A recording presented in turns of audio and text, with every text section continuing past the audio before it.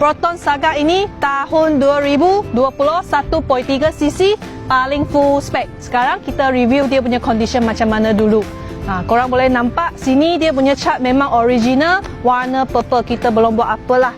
Ini dia punya lampu pun masih baru, cantik lagi. Sini ada daylight, memang cantik lagi lah.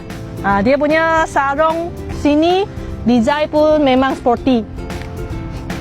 Korang boleh nampak sini dia punya sport rim memang original punya lah, 15 inci. Dia punya tayar pun masih tebal, boleh pakai lagi.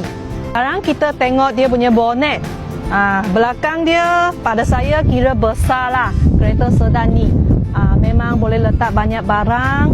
Sini korang boleh tengok dia punya original punya spare tayar pun ada dekat sini. Emergency first aid kit pun ada dekat sini.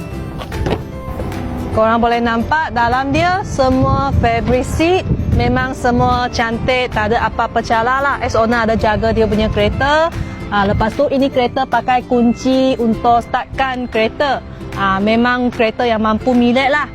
Ini kereta yang paling full spec. So sini korang boleh nampak dia ada multi-function steering.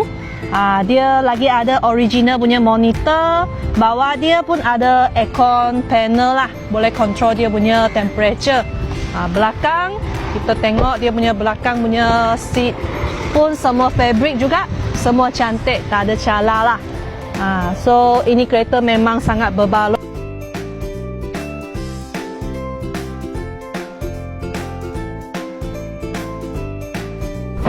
Okay guys, kereta sudah review habis.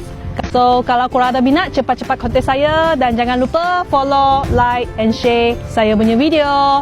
Kalau nak cari kereta, cari siapa? Cari Akak Sherlyn. Bye bye.